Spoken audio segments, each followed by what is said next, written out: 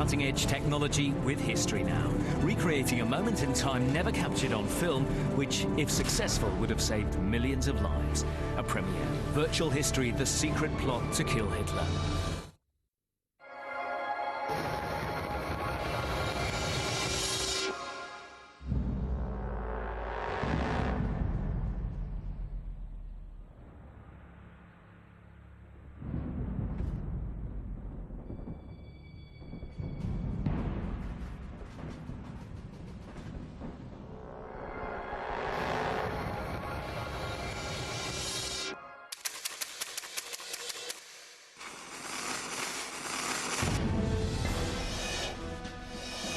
July the 20th, 1944. One of the most momentous days of the Second World War. On this day, England is under threat from a new and terrifying weapon. Winston Churchill considers vengeance on a massive scale. I want a cold-blooded calculation on the advantages and disadvantages of using poison gas against German civilians. On this day, President Roosevelt reviews the troops which are about to fight the war against Japan. He did not tell the American public that on this day his failing health was more apparent than ever. I don't know if I can make it. I've got horrible pains. On this day, Marshal Stalin's troops are advancing deep into Nazi-occupied Poland. While the Poles await liberation, Stalin is making plans to enslave them, this time under Soviet control.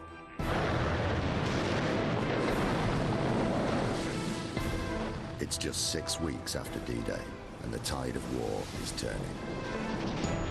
Hitler is desperately fighting the war on two fronts. Against the British and American forces in the west, and the Soviet army in the east. Germany's situation is desperate. The death count on all sides is rising, and the slaughter is about to accelerate. Yet Hitler is determined to fight on to the bitter end. On this day, an assassin will attempt to kill the one man blocking the path to peace.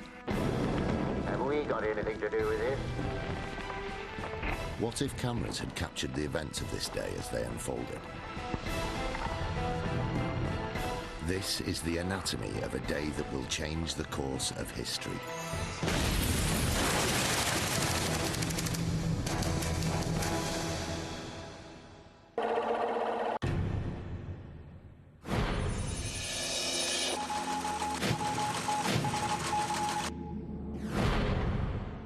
The day starts at a military airfield outside Berlin. A young German colonel, Count Klaus von Stauffenberg, is boarding a plane that will take him to Hitler's secret headquarters. With him is his adjutant, Werner von Haften. In Stauffenberg's briefcase, he carries a report on reinforcements for the Eastern Front and 4 pounds of explosives.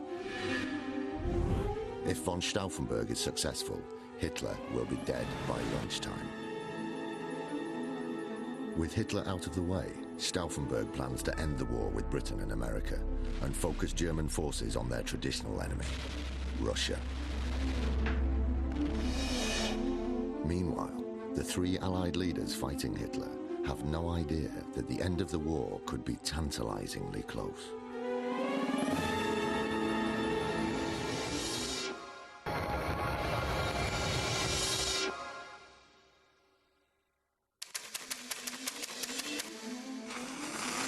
It is the 20th of July, 1944, and the Allied leaders are unaware that today a section of the German army is trying to kill Hitler.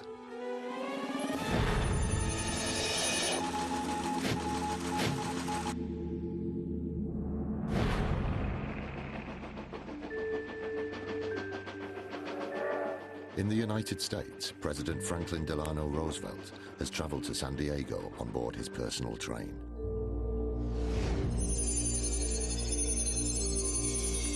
Crippled by polio, Roosevelt has to be lifted out of bed.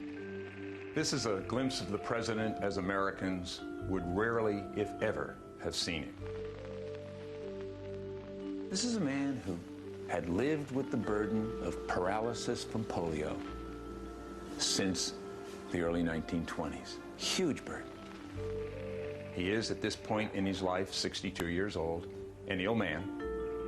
He's had serious heart problems. He's lost a lot of weight, 20 pounds. He's on digitalis, which makes him gray and increases his weight loss. The president's son, Jimmy, is traveling with him. Let me introduce Fowler. He's the president's dog. He's a good guy. Hey, good boy. Oh, my God, I don't think Hitler feels as bad as I do. That goddamn bed is too goddamn short. All right, Jimmy. What are we doing today? Well, today, Mr. President, you're going to inspect the 5th Marine Division, who for the past 3 months have been practicing amphibious-based landings. Today, sir, they're going to show you what they can do. The president is here in San Diego. He's en route to a strategy meeting with General MacArthur and Admiral Nimitz to talk about the Pacific strategy. It's been a long island-hopping campaign. Americans did not take well to heavy casualty reports, and Roosevelt knew that and wanted to avoid that as much as possible. There will be more battles and more heavy casualties to come. Roosevelt's strategic dilemma is that he's fighting the war on two fronts, in Europe and in the Pacific. With Hitler killed today, the war against Germany could end, and Roosevelt could focus all his forces towards a swift ending of the war against Japan.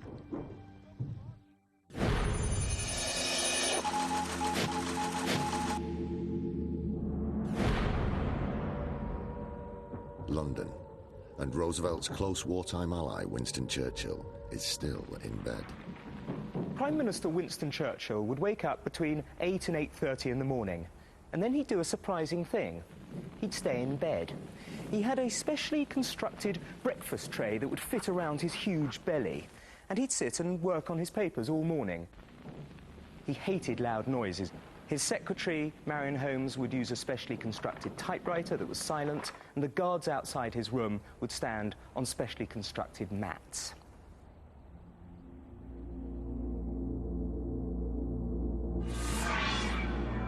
Churchill's traditional residence at 10 Downing Street has suffered bomb damage, so he's living in an apartment above the Cabinet War Rooms. Where are the overnight reports on the flying bomb raid?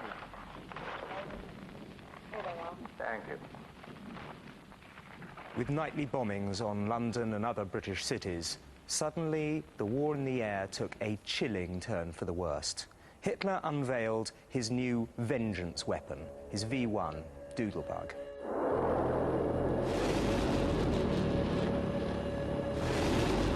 The V1, or flying bombs, are a terrifying addition to Hitler's arsenal, the first weapons of mass destruction. These unmanned, jet-propelled missiles are devastating the southeast of England. When their distinctive drone cuts out, it triggers panic in the cities they target.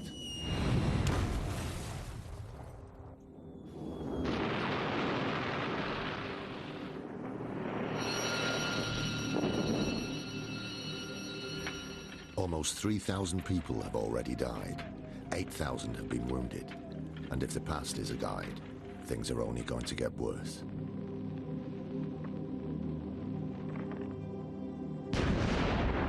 Britain has now been at war with Germany for almost 5 years. The human cost has been immense. Britain is running out of reinforcements, and the country is massively in debt. Even if the Allies are victorious, Churchill knows that the price could already be too high for Britain and the Empire. If Hitler is killed today, it could stop the slaughter and save Britain from bankruptcy.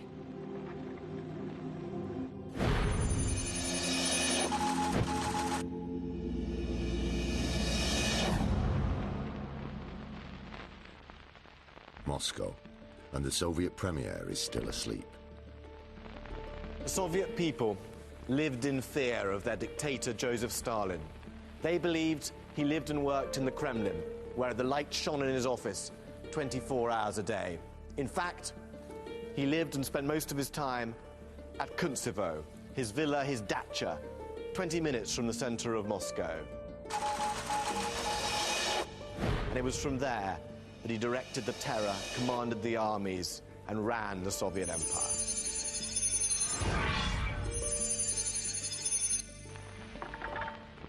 As usual, Stalin has worked late into the night and fallen asleep on his sofa. He is woken by his housekeeper, Valechka. Valechka was a simple, always smiling Russian peasant woman who looked after all Stalin's appetites. She was probably his part-time mistress, too. In fact, in all the years after his death, she never spilled a single one of his secrets. But Stalin is a cold-blooded tyrant, with even more deaths on his hands than Hitler. Stalin was responsible for the death of millions. He would often finish an order with the short reprimand. Fail this, and we'll make you shorter by a head. Soviet losses in human life were extraordinary. 26 million lives were lost by the Soviet Union in battle, in massacres, in starvation. And yet, these losses were sustainable by the Soviet Union in a way that was never true with the Western powers, England or America. Unlike Churchill, Stalin didn't give a jot for human life. Indeed, his whole life's achievement had been built on the bones of his own people. The war is going well for Stalin. Hitler's army is crumbling, and the longer the war goes on, the more countries in Central Europe will fall under Soviet control. With Poland in his sights, Stalin wants Hitler alive, at least for now.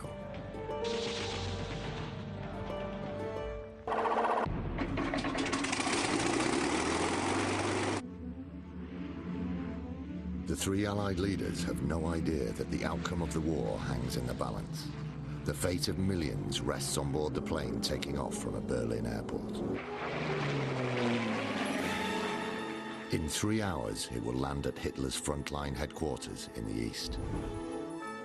It carries a daring young assassin, a young German aristocrat, Count Klaus von Stauffenberg. He was very good looking. He was tall, but he was not imposing. In July 1944, Stauffenberg's eldest son was just 8 years old. He was a very lively man who laughed a lot. I think he was famous for his laugh. And was always very affectionate with us. He went off to the war, and from then on, we only saw him very occasionally. He was the distant authority, if you like, which was occasionally invoked. But he was very affectionate with us, and we loved him very much. Stauffenberg is the youngest man ever to hold rank of colonel, a rising star in the German army. A committed Nazi, at the beginning of the war, Stauffenberg had been fiercely loyal to Hitler. But he had become convinced that his former hero was now dragging his country towards disgrace and disaster. The needless sacrifice of his fellow soldiers, the shameful atrocities they themselves committed against civilians, have driven Stauffenberg to consider the ultimate act of betrayal.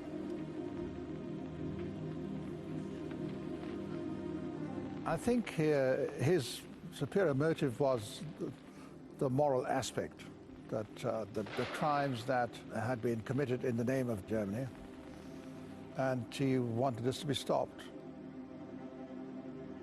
Being the man he was, he made the decision that he had to do something about it. Further to the east, Stauffenberg's target, Adolf Hitler, is rising.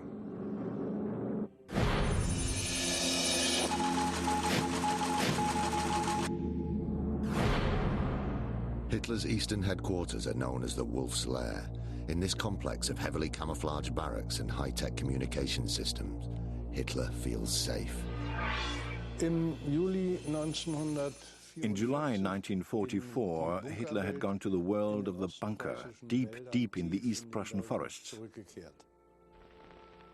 In all of Hitler's sleeping quarters, there was always a very simple camp bed, a bedside table on which there would be nothing but a photograph of his mother. He didn't have any personal effects with him. Hitler's existence, always austere, has become increasingly isolated.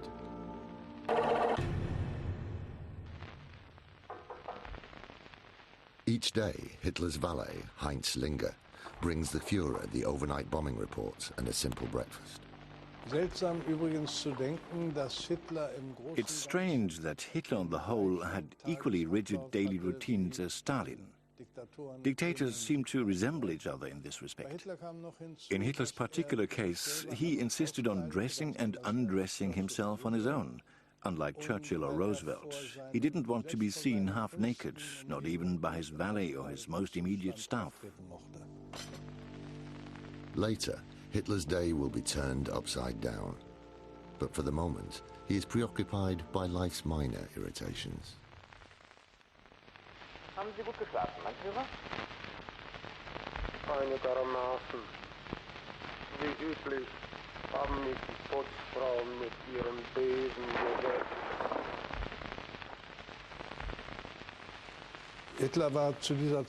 All the reports show that at that time Hitler was overcome by melancholic moods.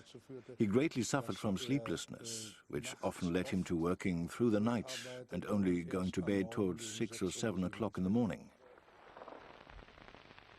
Hitler is in a vicious circle. The military setbacks are affecting his health, and his health is increasingly affecting his military judgment. He has become a paranoid recluse. He is also a drug addict, dependent on the services of his personal physician, Dr. Morell.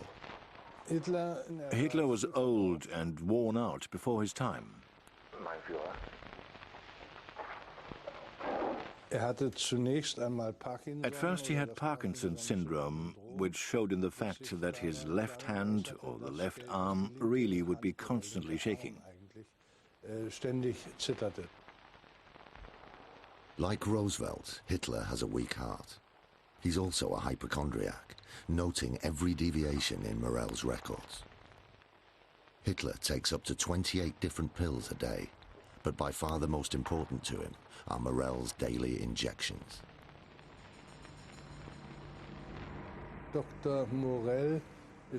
Dr. Morell constantly gave him injections, a daily cocktail of sulfonamides, glandular preparations, glucose, hormones, adrenaline, and all sorts of things.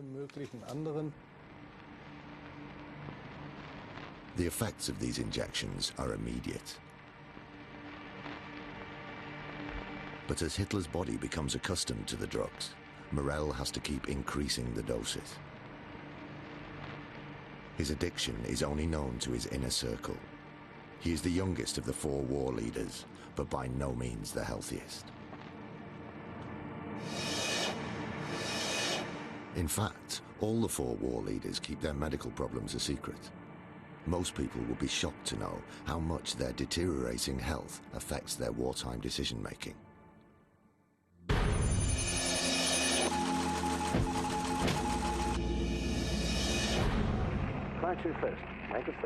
For the past month, President Roosevelt's blood pressure has been fluctuating wildly. He receives twice daily checkups from a heart specialist. Dr. Brunn was a respected cardiologist, but the fact that he was attending Roosevelt was kept pretty secret. All part of a general approach by the White House to minimize any chance that the American public and the American troops would learn just how serious the president's health condition really was. Today, Roosevelt will hear that he has been nominated for a record 4th term. But his health is so bad that many believe that when he wins the nomination, he shouldn't accept it. Some 4 months earlier, Brunn had diagnosed the president with acute hypertensive heart condition, congestive heart failure. There were widespread thoughts among his family and friends that it was a burden that he wasn't going to survive a 4th term. But he believed that he had little other choice as the wartime president. Although Bruin records nothing unusual in this morning's checkup, President Roosevelt will be lucky to survive the day.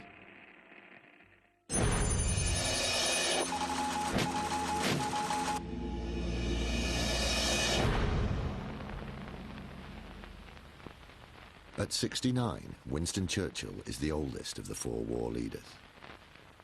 He has a constant running battle with his physician, Lord Moran, to cut back on his excesses. Most famous is the Papa cocktail, heavily diluted whiskey that he sips constantly throughout the day. Churchill always said that drink was his servant, but not his master. His doctor, Lord Moran, despaired of his bad diet, his fairly heavy drinking, and his constant cigar smoking.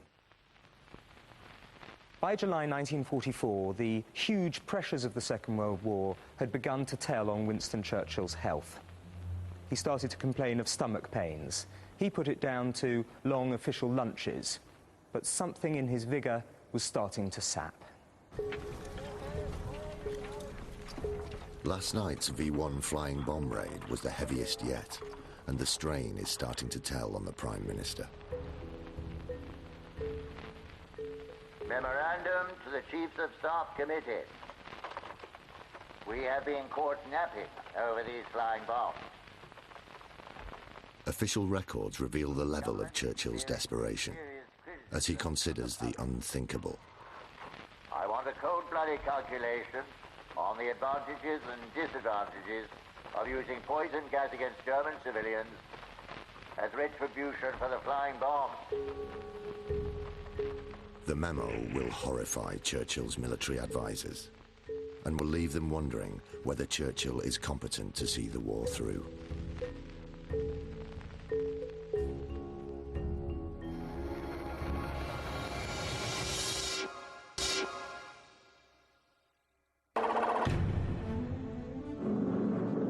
Stauffenberg's plane is now just over an hour away from Hitler's secret headquarters at the Eastern Front. As Chief of Staff of the Reserve Armies, Stauffenberg is the only conspirator who has direct access to the Führer. He is at the vanguard of a wider group of German officers and generals who see Hitler as a military liability. At the beginning of the war, Hitler was an inspiration to his generals.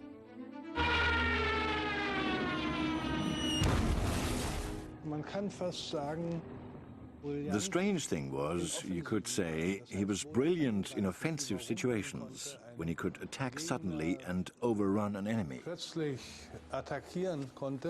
In retreat, he had a shocking lack of imagination. The terrible death toll suffered by the German army since Stalingrad has convinced Stauffenberg and a secret group of almost 500 officers that Hitler's tactics are not going to win the war.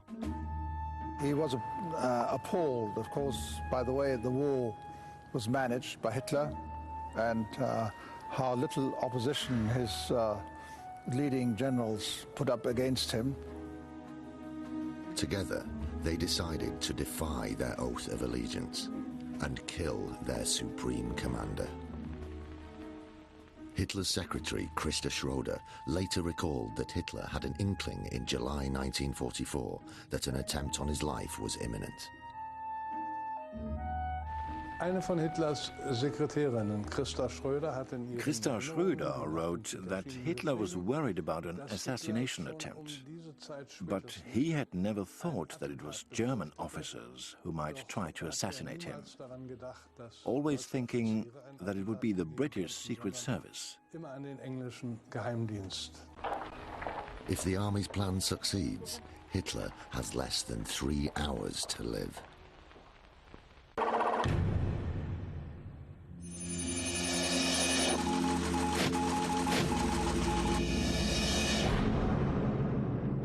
Stauffenberg's plane lands at Rastenburg military airfield near Hitler's eastern headquarters. His plan to kill Hitler is audacious. At 1 o'clock, Hitler has scheduled a meeting with his generals to discuss the situation on the Eastern Front. Stauffenberg is expected to present a report on the plans to recruit reserve troops. In his briefcase, Stauffenberg will smuggle 2 British-made bombs into the room. He will place them as near as possible to Hitler. Stauffenberg will then be called from the meeting, but he'll leave his briefcase behind. The combined force of the 2 bombs will be enough to kill everyone in the room. With Hitler out of the way, the conspirators hope to negotiate a truce with Britain and America, so they can focus all their forces against Stalin. That, at least, is the plan.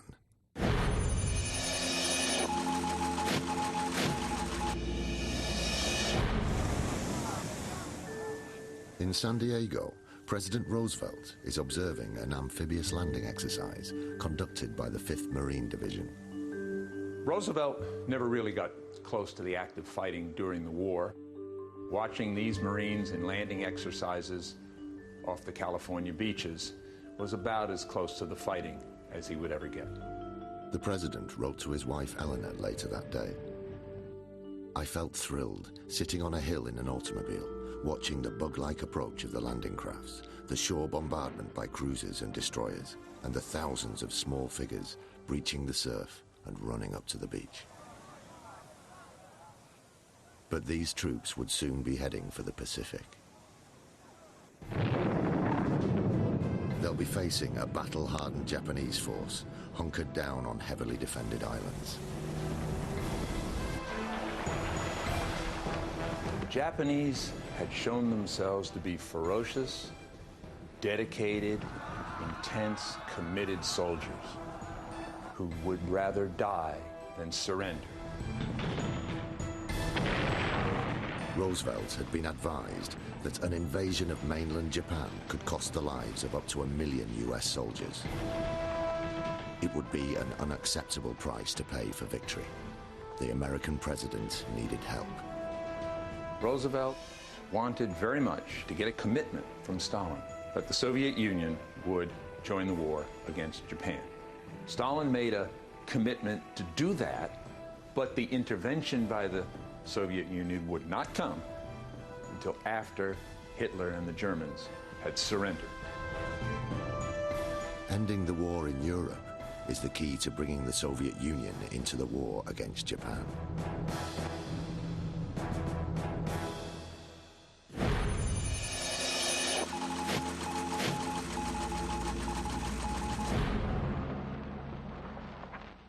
In Moscow, Stalin starts his morning briefing with the 3 men he trusts most. His troika. There was Molotov, the foreign minister in charge of relations with Roosevelt and Churchill. There was Malenkov, in charge of aircraft. And finally, Beria, a brilliant administrator, the secret police chief in charge of intelligence and terror. He it was who arrested generals who disagreed with Stalin. The euphemism, tea with Beria, was the most feared in the vernacular of Stalin's headquarters. The 4 men have risen to the top of a cynical and brutal regime. Their lives rely on their ability to predict their opponent's next move. They understand perfectly well that Hitler has good reason for attacking Britain with the V1 weapons. Он пытается перекинуть Черчилля на свою сторону.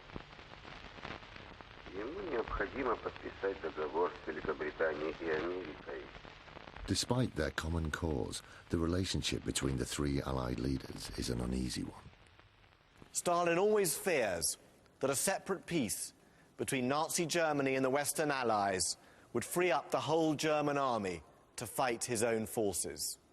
That was his worst nightmare. The 3 Allied leaders had met together only once, a year before in Tehran. The meeting had been a guarded affair. In one sense, Roosevelt kind of liked Stalin. He knew Stalin was a dictator. He knew Stalin was ruthless. But Soviet Union was going to be a country that Roosevelt knew the United States would have to live with in the post-war world. Stalin recognized Roosevelt as a fellow pragmatist. He liked Roosevelt, but Churchill he never trusted, and he never really liked, though he respected his strength. Stalin worries that at heart Churchill is anti-communist.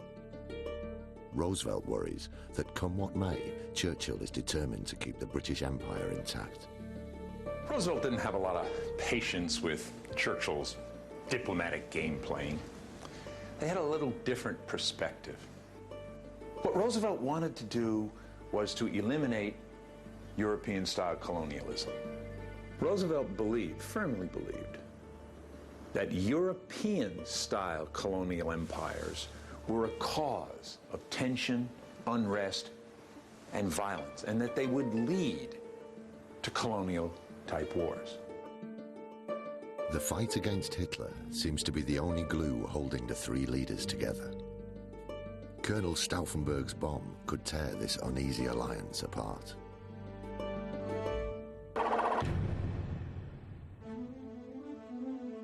Stauffenberg has arrived at Rustenburg Airport. He is just minutes away from the Wolf's Lair, where he hopes to succeed where many before him have failed. This was only the last of many other attempts which had failed or had never come to fruition. I know of at least 3 attempts my father had planned to do himself, of which 20th of July was only the last.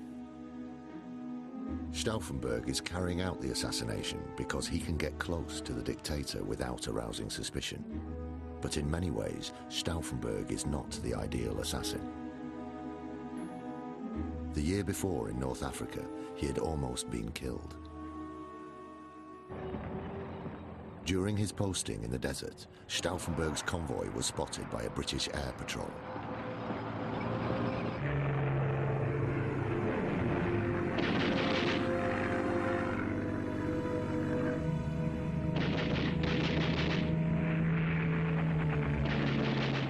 The attack left him severely disabled. When he was wounded in Africa, he lost his right hand, like this. 2 fingers on his left hand, more or less, you know, there was just stumps left. He lost his left eye and never got around to having a proper glass eye, you know, it always wore his patch. You could say he was an odd choice, but of course he made the choice himself. And out of necessity, not because he wanted to, but because they couldn't find anybody who was prepared to do it himself. Stauffenberg's decision to carry out the assassination, though courageous, increases the opportunity for error.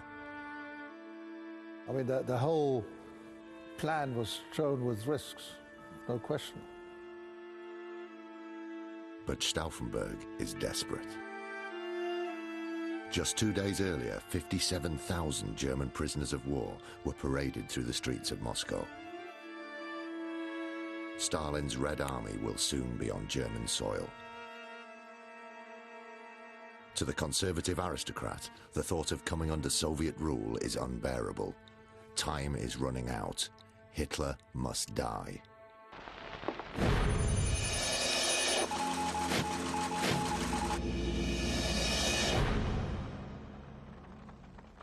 In London, Winston Churchill isn't worried about Germany. But he knows that Poland will soon be in Soviet hands. And Churchill understands full well that once Stalin acquires something, he isn't likely to give it up. Churchill's great fear was that Stalin would install a puppet regime in Warsaw. Britain had gone to war for Polish independence, and the Poles had fought incredibly bravely. Now Churchill knew that the way Stalin handled the Polish issue would reveal his hand for the rest of Europe. Churchill has to find a way to restrain Stalin, and Roosevelt holds the key. Any news from the President? Nothing today, but I'll go and check Thursday. Thank you. Churchill wants Roosevelt to press Stalin for a meeting to discuss territorial boundaries before Stalin's armies occupy all of Central Europe.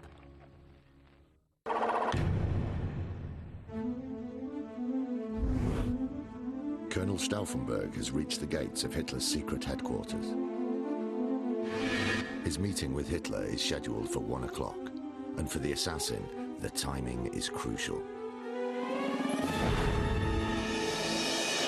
But inside his bunker, Hitler decides to make extra time for his fascist ally, the Italian dictator Mussolini. He tells his secretary, Christa Schroeder, to change the time of his meeting with Stauffenberg. Fräulein Schröder, die Lage wird deshalb bereits 12:30 beginnen. That tiny adjustment to the schedule will change everything that happens that day.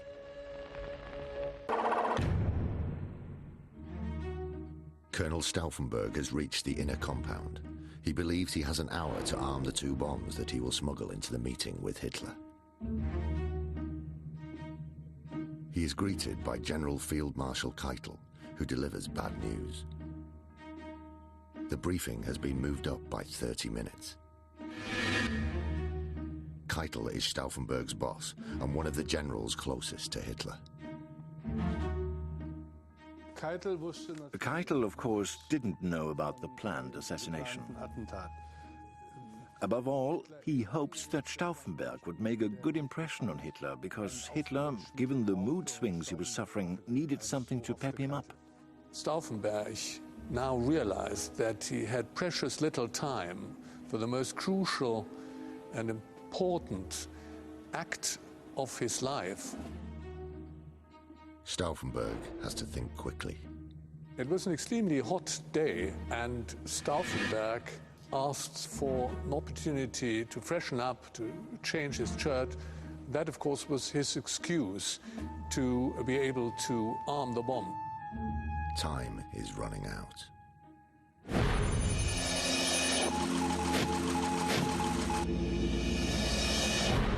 In London, Churchill has his regular morning briefing with Field Marshal Alanbrooke and General Lionel Ismay.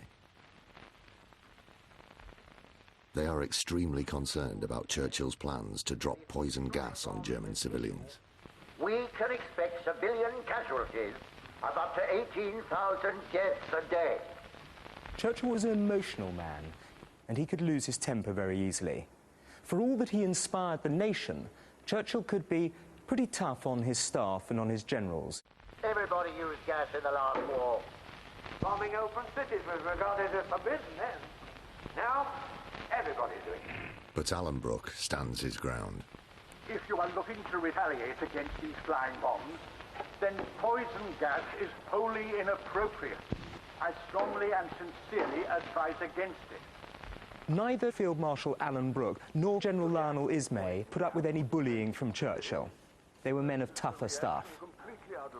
Brooke was frequently exasperated by the amount of time that he had to spend talking Churchill out of ill-conceived military adventures. The day I am saying yes to you when I'm thinking no is the day I'm of no further use. Churchill's request would break all conventions of modern war. I want a dispassionate report on the military effects of using poison gas on the enemy. And I want it in 3 days. I maintain that gas is a defensive weapon. Alanbrooke later wrote in his diary, "The British people have no conception what a public menace Churchill is. Without him, England would be lost. But with him, she has been on the verge of disaster time and time again."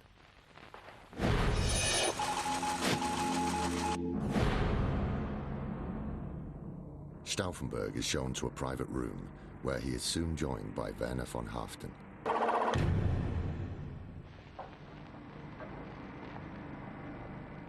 On the other side of the compound, Adolf Hitler is getting ready for the briefing. Stauffenberg wastes no time and starts to arm the first bomb.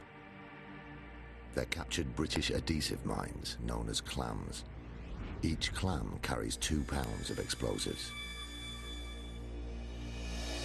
To prime them, a capsule containing acid is broken. The acid douses a retaining wire which begins to dissolve. It can take anywhere from 10 to 20 minutes before the wire is eaten through. When that happens, a small striker is released into a detonator. Once they are primed, the bombs are impossible to disarm.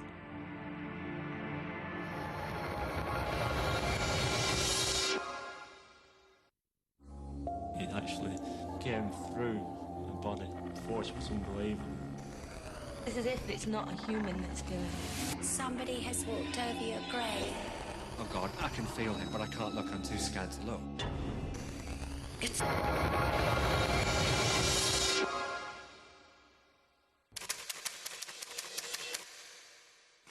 It's July the 20th, 1944. Colonel von Stauffenberg is just minutes away from smuggling a bomb into a meeting with Adolf Hitler. Across the compound, Adolf Hitler makes his way from his bunker to the briefing hut. Meanwhile, Stauffenberg's problems continue to mount. A group of officers were waiting outside and urging them to come out, join the meeting with Hitler. So they were under enormous pressure of time. Stauffenberg has insisted that he have the honor of killing Hitler, but his disability makes arming the crude fuses an extremely cumbersome task. As a result of his injuries in Africa, Stauffenberg had to have special pliers manufactured for him so that he could arm the bomb with his remaining fingers. Nevertheless, Stauffenberg breaks the acid capsule of the first bomb. Nothing can now stop the bomb from exploding. All the fuses that I know have pretty specific timings. I wouldn't have liked to use this, I can tell you. I would have preferred another fuse. Just as Stauffenberg is about to arm the second bomb, the two men are disturbed. An orderly is coming in and asks Stauffenberg to hurry on.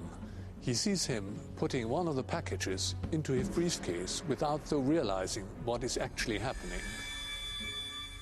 Stauffenberg panics and hasn't got the opportunity to arm the second bomb. In the confusion, Werner von Haften picks up the unarmed bomb. Their time has run out. Stauffenberg has to make his way to the meeting with only one bomb.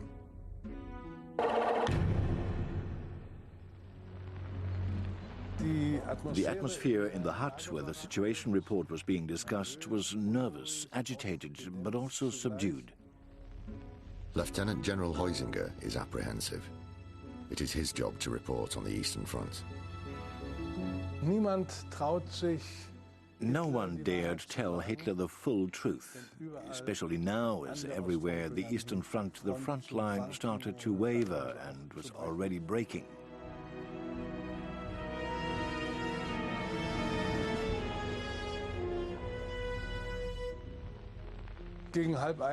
Around 12:30, Hitler entered the hut where the situation was to be discussed. Meine Herren, lassen Sie uns diese Lage kurz halten. Huizinga, was gibt's Neues an der rumänischen Front? While Huizinga starts the awkward task of breaking more bad news to Hitler, Stauffenberg is still on his way from Keitel's quarters. Any time within 10 to 20 minutes, the bomb in his briefcase will explode. There is now no going back. When he arrives, Stauffenberg has to make sure the bomb is placed as close as possible to Hitler. He then relies on his assistant, Werner von Haften, to call him from the meeting under a false pretext. But the success of the plot hinges on a third conspirator, Major General Erich Feldgiebel. Feldgiebel's task was, as soon as the bomb went off, to phone Berlin to say that the assassination attempt had succeeded. Then he was to cut off all communications between Rastenburg and the outside world, so that Hitler's headquarters would be totally isolated. Once the generals in Berlin receive confirmation that Hitler is dead, they'll issue a telegram informing the rest of the army that they are in control. When Stauffenberg arrives back later that afternoon, he'll assume command and petition the Western Allies for a conditional surrender. if all goes according to plan.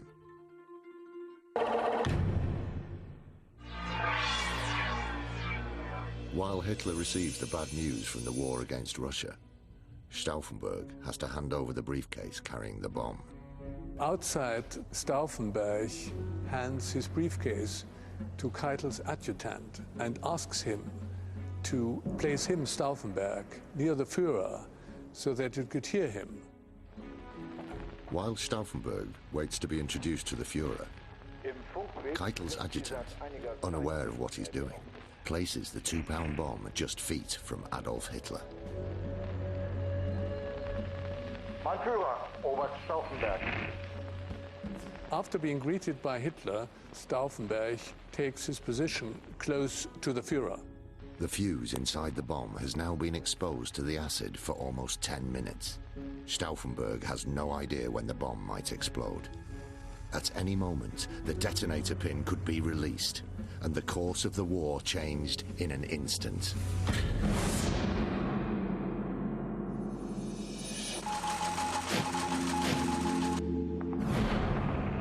This needs to be cabled urgently to Marshal Stalin. In San Diego, Roosevelt cables Stalin to ask for the second meeting between the three leaders to discuss the future of Europe. Things are moving so fast and so successfully that I feel there should be a meeting between you and Mr. Churchill and me in the reasonably near future. This was the meeting Churchill desperately wanted. He needed to nail down Stalin in an agreement before the Red Army had swarmed across Europe. After that, Stalin would be holding all the cards. On the eve of his boat trip to Hawaii, Roosevelt Secretary Grace Tully recalls that even though he'd never admit it, Roosevelt knew just how ill he'd become. Are you okay? I'm not good, Grace. Not good. I'll get you a glass of water. Oh, Grace. Come here. Closer. Now look, Grace. If anything should happen to me, I'd like to be buried at sea. It's always seemed like home to me. Before the day is over, his premonition will come dangerously close to being fulfilled.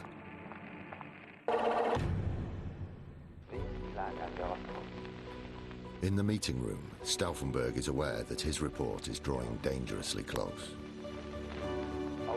Heusinger is still delivering his report, and Stauffenberg would be the next in line, and he knows that if he were to wait too long, he would be trapped. Also at the meeting is Colonel Heinz Brandt. Brandt is a fellow conspirator, and he's aware that an attempt on Hitler is imminent. Tragically, no one has told him that the attempt is today. Stauffenberg waits as long as he dares.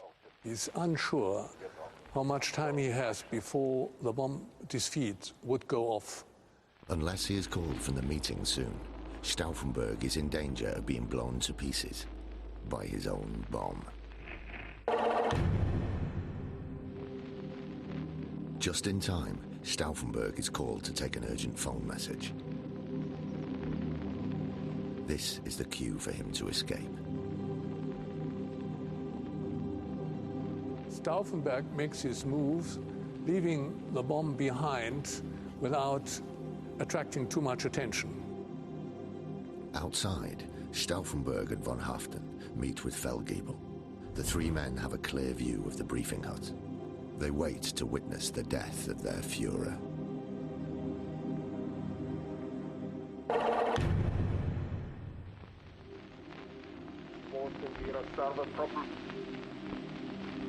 In the briefing, Stauffenberg's absence is noted.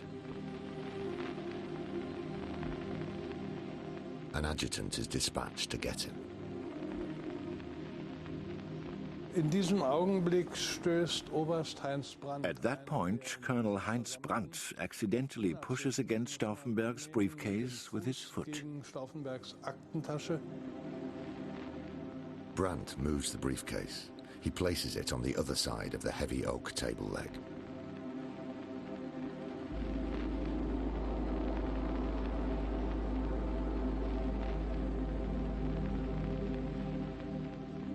Seit Stauffenberg die Säurekapsel 15 minutes have elapsed since Stauffenberg had broken the acid capsule. During this time, the acid has been eating through the wire restraining the detonator, and at any time now, the bomb will go off. Is this to be the day that the war comes to a dramatic end?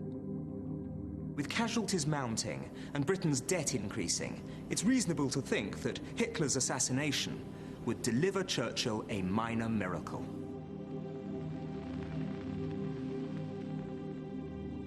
With Hitler out of the way, there was no knowing what the Western Allies might do.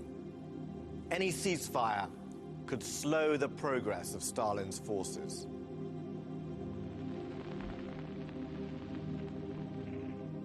With the war in the Pacific entering a very dangerous phase, much more costly in terms of loss of lives, an abrupt ending to the war in Europe could bring the Soviet Union into the Pacific War and cut some of those losses. The last words recorded by the stenographer are delivered by Lieutenant General Heusinger. Bereits südwestlich Wienerberg. Wenn jetzt nicht endlich die Heeresgruppe vom Titus See zurückgenommen wird, dann werden wir eine Katastrophe erleben.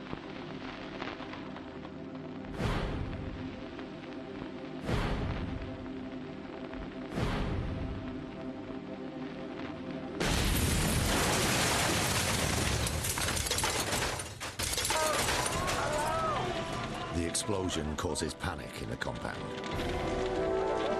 Witnessing the blast firsthand, Stauffenberg leaps into action. Stauffenberg is convinced that no one in the vicinity of the explosion could have survived. He got into the waiting car to get out through the closed perimeter to the nearby Rastenburg airfield and immediately fly back to Berlin. Stauffenberg must have felt a moment of great relief, because he had killed the German dictator, the curse both of Germany and Europe. Stauffenberg leaves behind the third assassin, General Feldgiebel. Once Hitler's death is confirmed, Feldgiebel's task is to call the conspirators in Berlin. His call will be the signal to send the telegram that announces the transfer of power to the German army. Ist der Führer am Leben?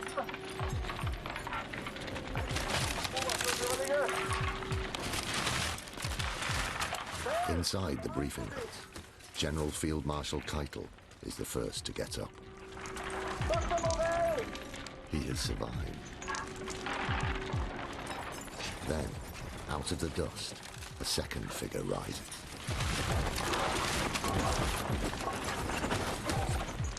Against all the odds, Hitler has survived too.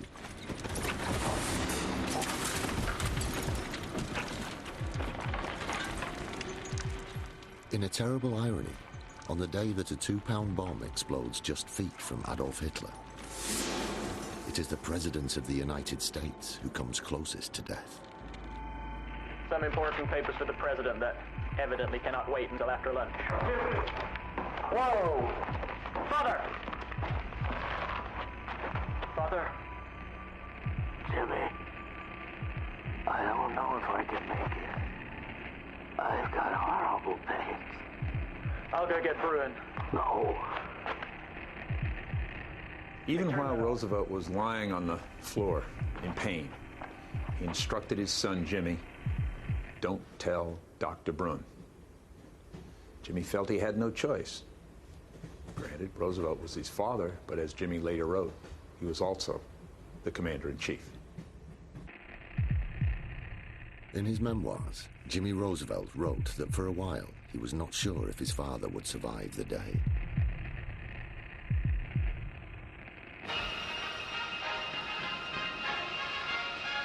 That was the news. Now it's time for rhythm and romance in the gramophone hour. Time to leave the troubles behind. In London, Britain's Prime Minister is completely unaware of the dramas playing out elsewhere. He is preparing for his regular lunchtime bath.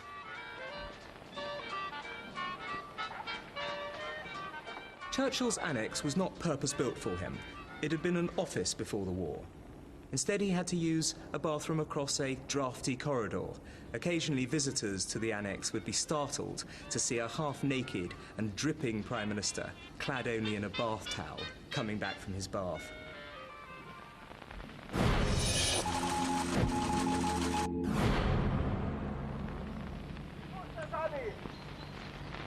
"24 men were in the briefing hut when Stauffenberg's bomb went off.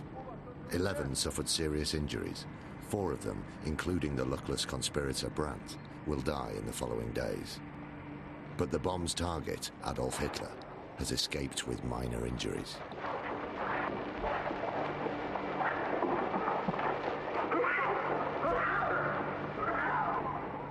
Dr. Morell checks Hitler's pulse. He later reveals that it's remarkably low at 72.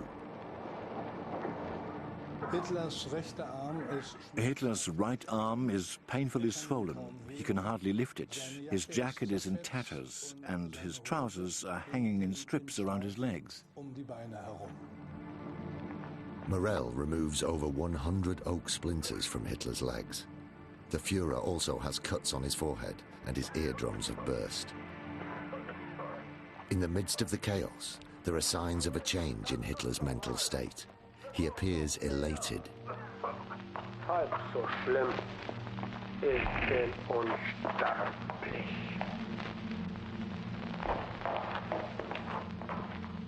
Hitler's valet, Heinz Linger, recalls that even in the immediate aftermath, the German dictator suspects that destiny has played a hand in his survival. Oberschiffer Linger, kommen Sie schnell! Mein Führer, was ist geschehen? Versucht mich umzubringen. Die Vorsehung hat mir erneut ein Zeichen gesetzt. Ich bin unsterblich.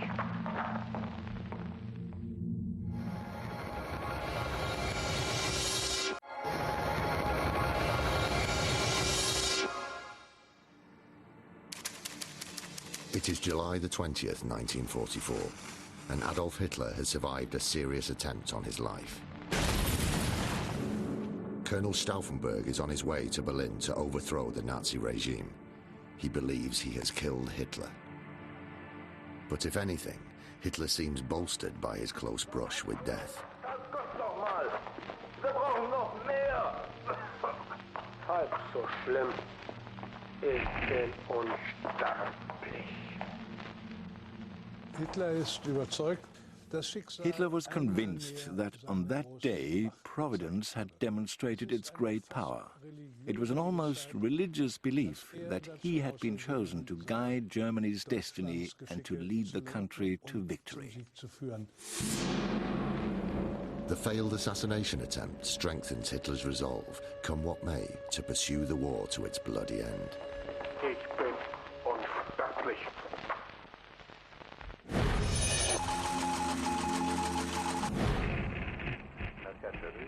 Over lunch, Stalin discusses the pressing question of Poland and Churchill's ambition for its independence. Stalin has his own plans for Poland, and he knows that they're going to rile Churchill. Churchill has a Polish government in exile waiting in London to take part in a democratic Poland. Stalin, on the other hand, has his own forces about to liberate Poland, and he has every intention of creating a communist Poland.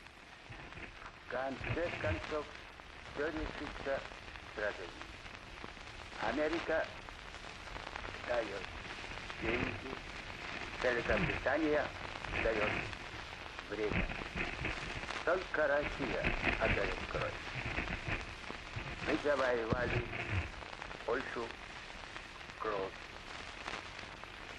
Она наша. Meanwhile, the awful truth is dawning on Stauffenberg's fellow conspirator, Major General Feldgiebel. Hitler has survived the assassination. Feldgiebel panics. He tries to warn his fellow conspirators without implicating himself. He leaves a message with the switchboard at the Berlin HQ. When the message is relayed to the conspirators, they're not sure what it means. Something terrible has happened. The Führer is alive. This was, in fact, a crucial mistake because it was an ambiguous message and left the conspirators in Berlin in utter confusion. With Stauffenberg still in the air and out of contact, the conspirators in Berlin decide to wait for his arrival. Even if Hitler is still alive, news of the attack could trigger a widespread rebellion. The coup could still succeed.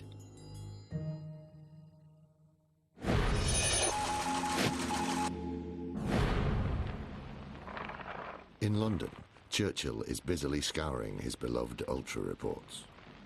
The interception and decoding of Germany's radio communications, codenamed Ultra, was Churchill's greatest wartime secret. By 1943, over 3,000 such messages were being decoded every day. So sometimes Churchill, in London, was reading at lunchtime the same message that Hitler didn't get in Berlin until supper. While Churchill takes his afternoon nap, the first intelligence starts trickling in. Intelligence reports stated that train services had been suspended between Germany and neutral Sweden, a sure indication that something was up. It's been 3/4 of an hour since the explosion. Sollen wir die Besprechung mit dem Duce verschieben? Alles muss so weitergehen wie geplant. Was würde die Weltpresse sonst sagen? Nobody knows who's behind this. The yellow-white light produced by the explosion led them to conclude that English explosives were used. That was all they knew. At first, the suspicion was that someone had thrown the bomb through the open windows. Could it have been a British agent? Or had the bomb been dropped from the air by a British plane? SS Chief Heinrich Himmler instructs his men to secure the compound and conducts a search for more bombs.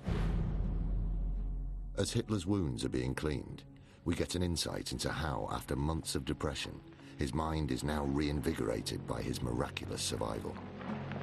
Nimmer, werfen Sie diese Uniform nicht weg. Ich will sie an Fräulein Braun schicken als Andenken. Throughout his life, Hitler survived 42 assassination attempts. July the 20th was to be the last. It is really almost incredible how Hitler evaded his fate so many times.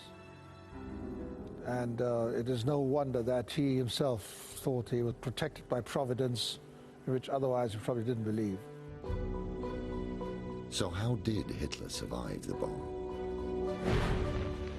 Fräulein Schröder, die Lage wird deshalb bereits 1:30 beginnen.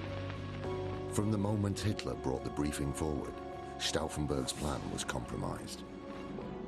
The bombs they had chosen were difficult to prime and once set were impossible to disarm. That left no room for error. The second crucial change to Stauffenberg's plan was the venue. Due to rebuilding, the usual briefing room had been changed. A couple of years earlier, and even half a year before, the situation conference used to be held in a bunker. Now it took place in a hut.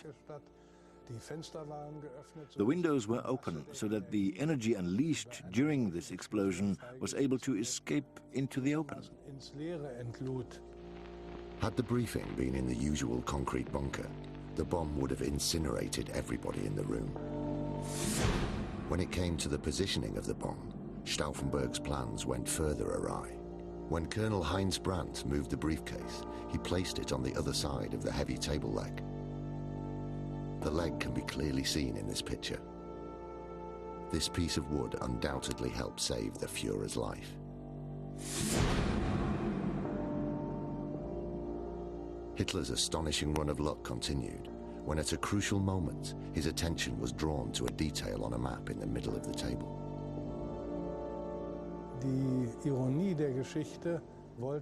The irony of the situation, the cruel irony, was that the huge tabletop, which really should have gone up with the explosion and bludgeoned Hitler, now in fact became a kind of protection for him.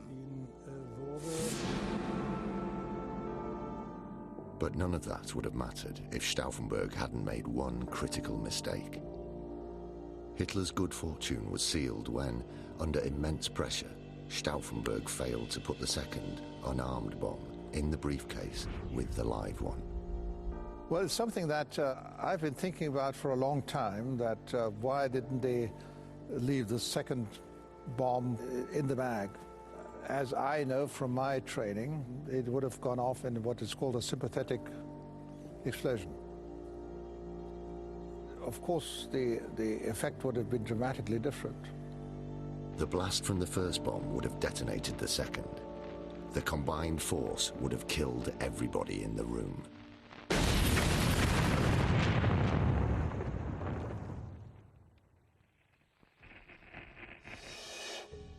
In Moscow, Stalin finalizes his plans for Poland.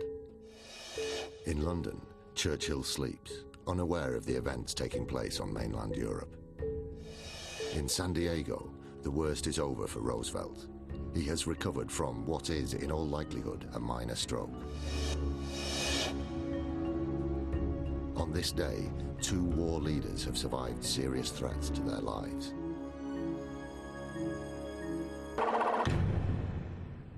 Wir haben die gesamte Anlage durchkämmt, mein Führer. Keine weiteren Bomben auf dem Gelände. Hitler receives a progress report on the ongoing investigation from General Field Marshal Keitel. Es ist ein Wunder, dass Sie überlebt haben. 11 Schwerverwundete und eine Person gilt als vermisst. Wir suchen noch immer nach Oberst von Stauffenberg. From this moment, it becomes apparent that the assassin wasn't a British agent, but has come from within Hitler's inner circle, the ranks of his own army. The question is, was it a lone assassin or a wider conspiracy? Stauffenberg lands in Berlin, where he expects to find an army coup in progress. When Stauffenberg arrives in Berlin, he's still unaware that Hitler is alive after all. Stauffenberg gets his first hint that something has gone terribly wrong. There's no car waiting for him at the airfield. He gets very impatient. It takes another hour before he arrives at the army headquarters in the Bendlerstraße. In the meantime, the coup is unraveling fast.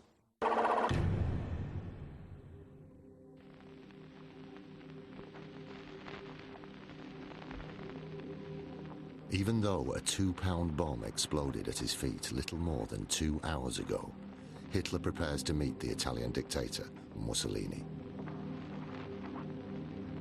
Although he is in some physical pain, his narrow escape has triggered a fundamental change in his outlook. I think that if he was doubting victory, he suddenly might have found a glimmer of confidence. Perhaps, in a way, fate was on Germany's side.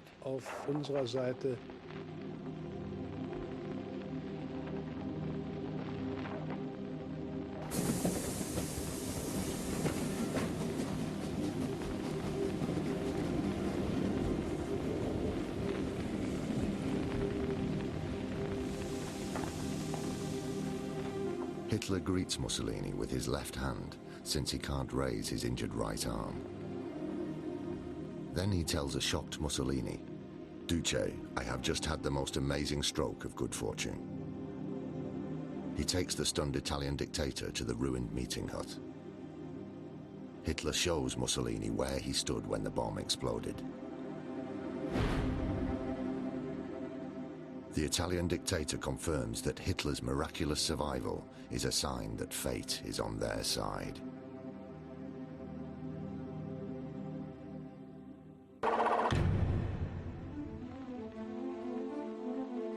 After his delay at the airport, Stauffenberg finally arrives at the German army's HQ in Berlin. He reports to his commanding officer, General Fromm, and discovers to his horror that in his absence his fellow conspirators have done nothing.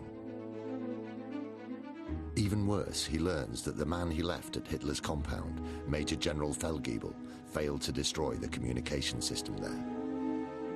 Stauffenberg's commanding officer, General Fromm, delivers devastating news from Hitler's compound. Fromm tells Stauffenberg that he has spoken to Keitel, who had assured him that Hitler was alive. Stauffenberg's response to that, Keitel has always been a liar.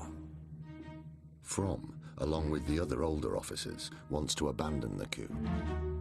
Yet Stauffenberg does not lose his nerve and insists on continuing with the plot against all odds. Stauffenberg sends a telegram to all regional commanders, telling them that Hitler is dead and that the army is now in charge. It is a telegram that should have been sent hours earlier.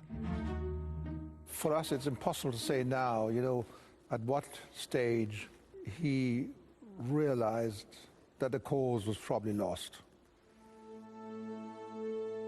I'm sure there must have been the point where he realized it and still carried on pretending that either Hitler was dead or that it didn't matter.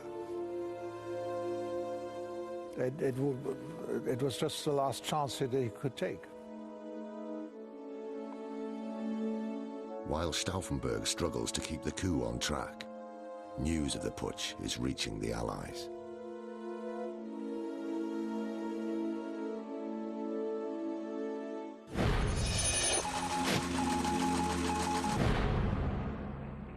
In Moscow, Stalin is shocked to learn of the attempt on Hitler's life.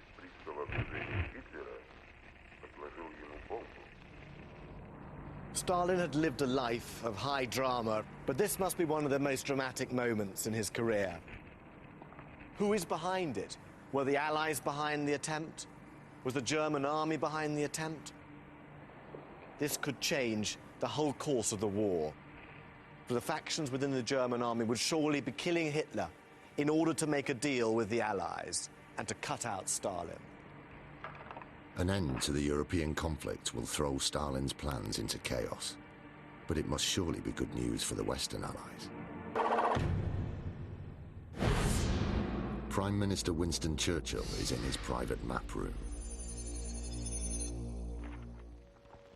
He is interrupted by intelligence officers, eager to deliver the latest reports from Nazi Germany. There are rumors about an assassination attempt on Hitler. But the news is not welcome. Have we got anything to do with this? No, Prime Minister. I don't think so. At that moment, it seems that Hitler's death will cause more problems than it solves. Mr. President, this assassination attempt in Germany. When Roosevelt hears of the attempt, he is equally hostile. Tell him to give a non-committal answer. We haven't had confirmation of the news. Why, this war isn't over yet. The reason Churchill and Roosevelt react so badly to the possibility of Hitler's death is due to Roosevelt's long-term insistence that the war in Europe has to end with the total defeat of Germany. Unconditional surrender was something Roosevelt was consistent on throughout the war, from start to finish. He never wavered. After the last World War, every single German denied he started it.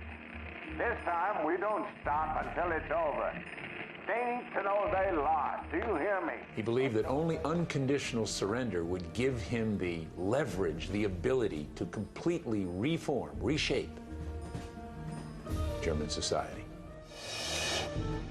While the Allied leaders struggle to digest the news, elsewhere, events are unfolding quickly.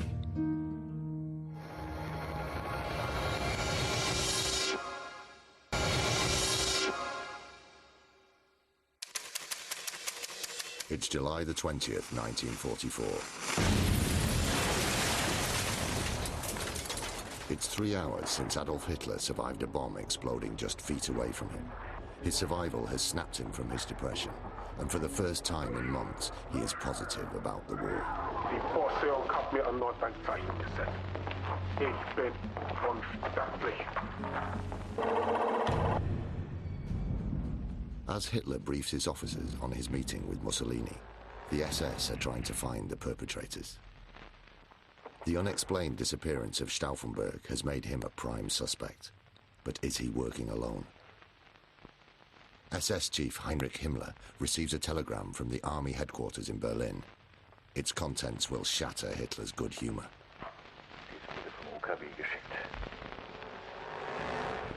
Hitler realizes that the bomb was not the work of a lone assassin, but involves a substantial segment of the German army.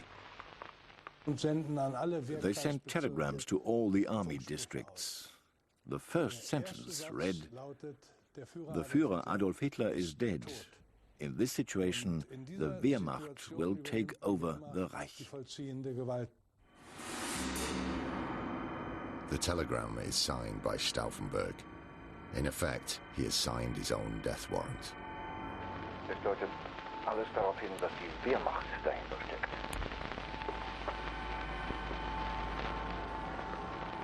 The popular image of Hitler is one of uncontrollable rage.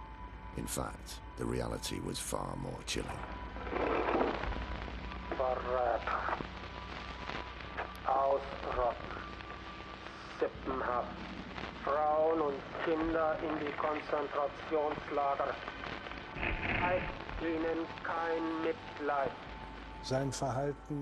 His demeanor was cold, but everybody could tell that there was this enormous destructive energy in his words. Der gesamte Generalstab ist versagt. Meine Rückschläge in Russland, sie haben mich alle untergraben. Hitler is both fortified by his survival and enraged by the betrayal. Stauffenberg and the world will pay the price.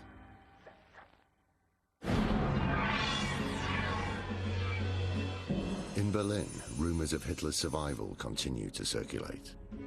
But Stauffenberg still believes they can succeed, if they act decisively. He orders the arrest of propaganda and news minister Joseph Goebbels.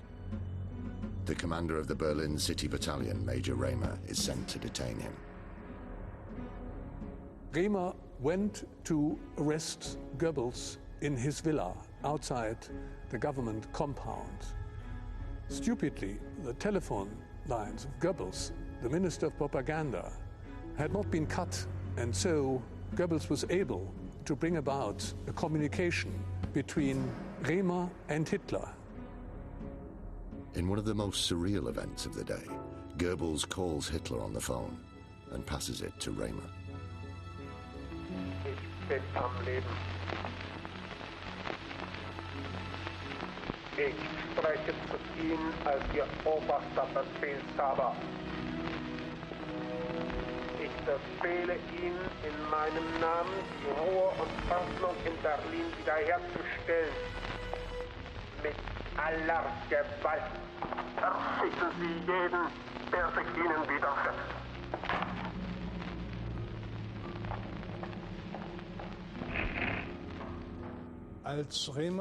When Raymer recognizes Hitler's voice, the coup d'etat starts to crumble. This is the decisive moment when the hopes of the conspirators are dealt a fatal blow. It must have dawned upon Stauffenberg that not only his own life, but also that of his wife and children were in mortal danger. My mother knew full well, she knew most of his involvement. She fully supported him, never questioned his motives, nor the fact that he was risking his life and, well, risking the fate of his family as well.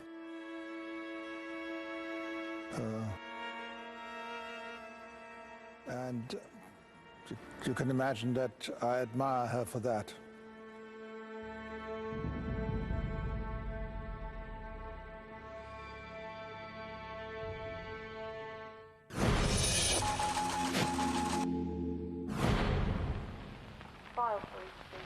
Thank you, Marion. In London, Churchill reads a transcript of a recent German radio broadcast. 6:28 p.m. This is a message from the Führer headquarters. A cowardly attempt on the life of the Führer has been thwarted.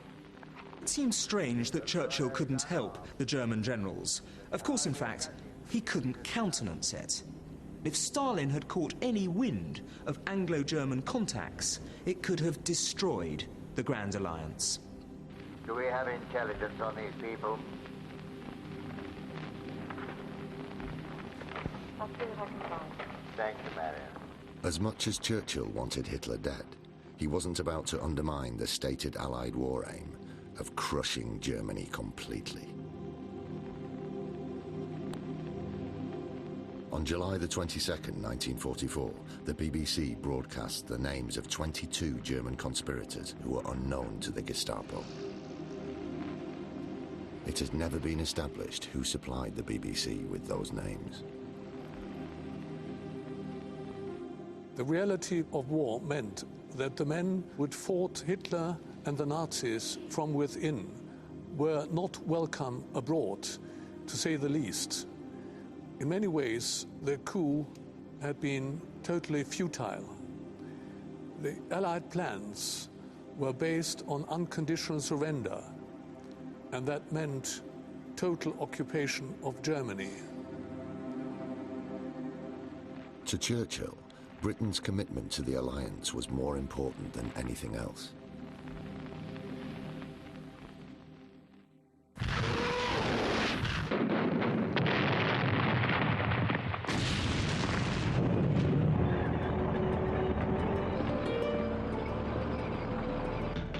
Now that the coup has failed, Stalin's forces are unstoppable.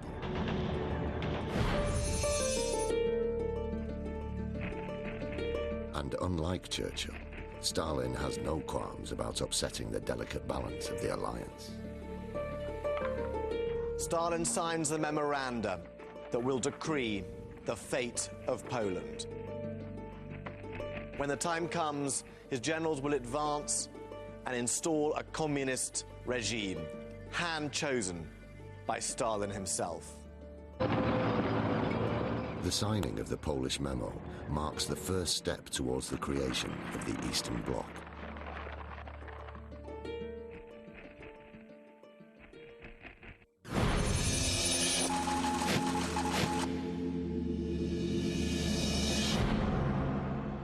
At the military headquarters in Berlin, the plot to overthrow Hitler finally implodes. Stauffenberg's superior, General Fromm, betrays his colleagues in order to save his own neck. He arrests the conspirators. The plot is over.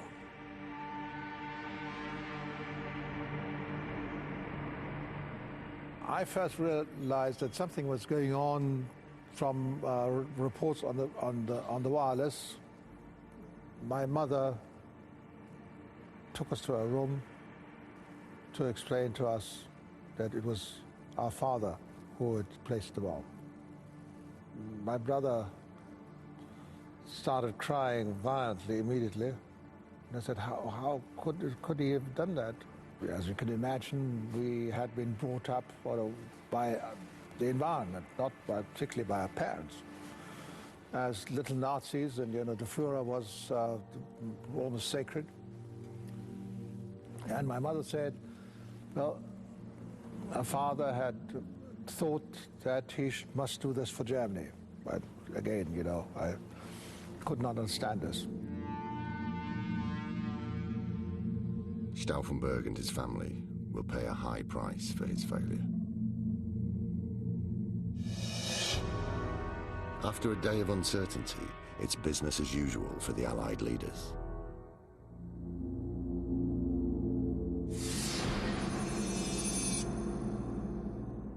In San Diego, President Roosevelt achieves an historic first. That night, from his special train at a Pacific Coast naval base, President Franklin Roosevelt, again chosen to run for America's highest office, speaks by radio to the Democratic Convention meeting half a continent away.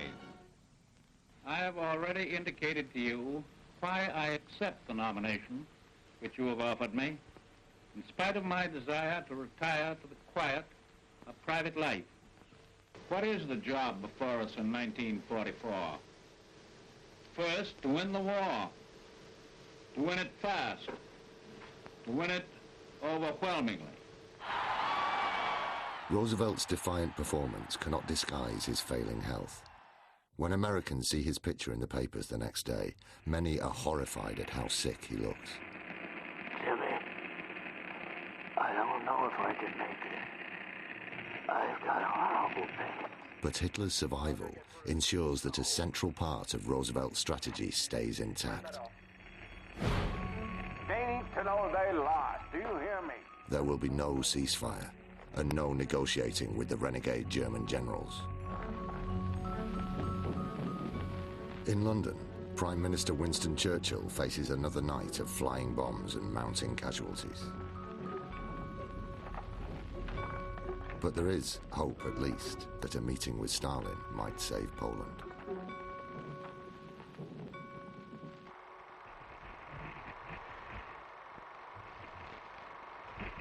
Late at night, Stalin would gather his entourage around him, smoke his cigarettes, and watch movies and newsreels of the great events of the day. Tonight, they watch newsreels of the captured German soldiers. This parade sends out a signal that victory is close. Stalin is showing an increasing confidence as the victorious supreme warlord. When Stalin receives Roosevelt's request for a three-way meeting with Churchill, Stalin turns it down flat.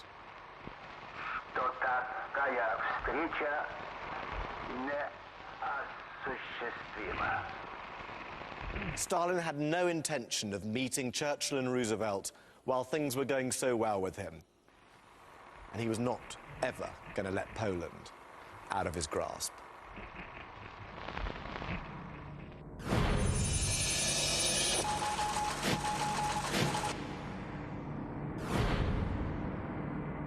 In Berlin, General Fromm holds his fellow conspirators for as long as he dares. After an hour, he loses his nerve and orders their immediate execution.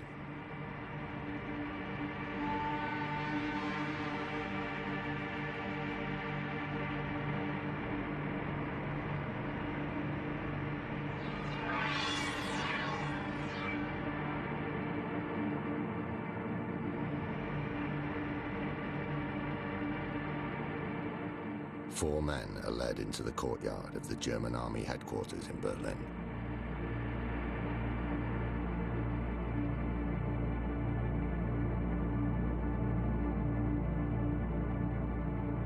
General Albrecht is shot first. Then it's Stauffenberg's turn. His adjutant von Haften throws himself into the bullets. When the squad takes aim at Stauffenberg, he shouts, "Lang lebe das heilige Deutschland! Long live Holy Germany!"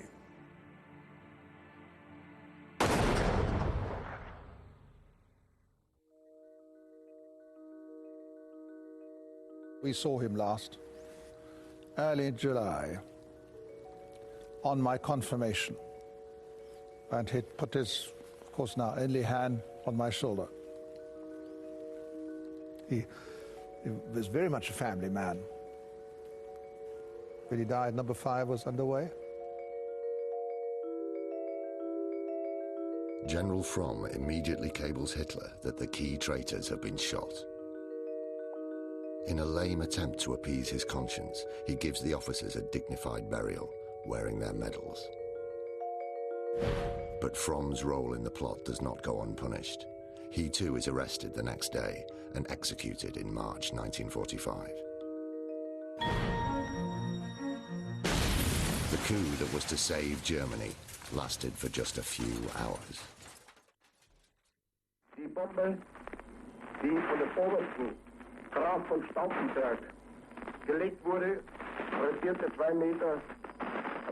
The Führer broadcasts a speech to the German people, reassuring them that he is still alive and that the final victory is near. Ich selbst bin völlig unverletzt. Ich fasse das als eine Bestätigung des Auftrags der Vorsehung auf, mein Lebensziel weiter zu verfolgen, so wie ich es bisher getan habe. Now Hitler takes his revenge on the conspirators and their families. Well, next morning we were told that my mother had been arrested. And my grandmother's brother who was later tried and executed.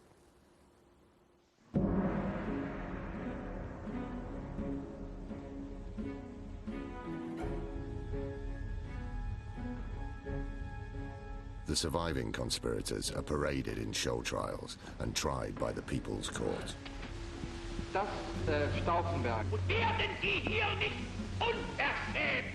More than 5,000 people associated with the plot are put into concentration camps. Hundreds are sentenced to death. Hitler's special request is that the ringleaders are to be strung up with piano wire and hung from meat hooks. These executions are painful and drawn out. Some are filmed for the Führer's enjoyment. But the real slaughter was just about to start.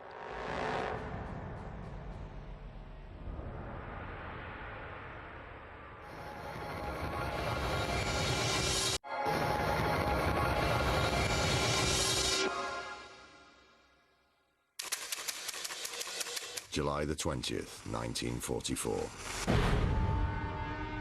A day that started with the prospect of killing Hitler and halting the war in Europe has ended in disaster for the German conspirators.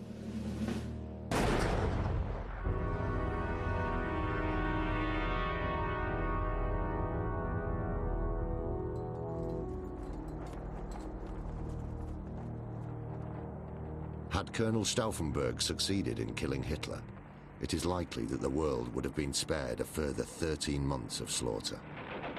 More people will die in those coming months than in the previous 5 years.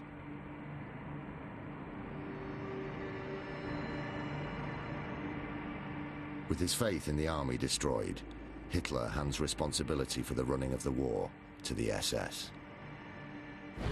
Under their control, the ethnic eradication program is accelerated.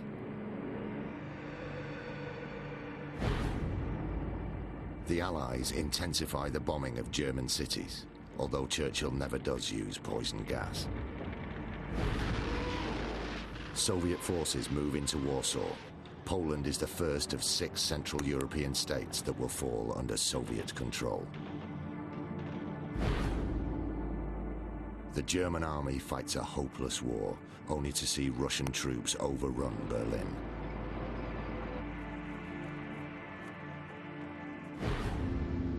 The US ultimately defeats Japan without the help of the Soviet Union.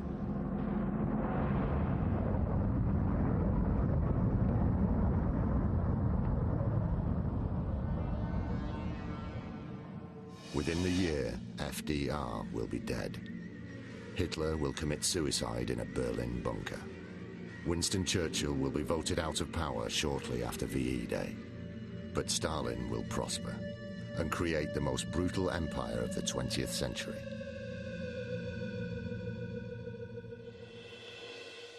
July the 20th, 1944, changed the course of the war, but not in the way Stauffenberg had hoped.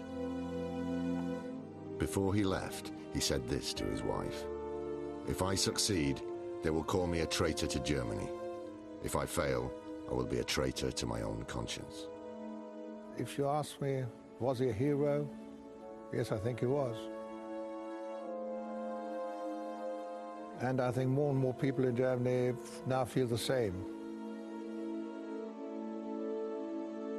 In the early hours of July the 21st, Colonel Stauffenberg's body was exhumed. In a final act of vengeance, it was stripped of medals and burnt. The ashes were dispersed on a field outside Berlin.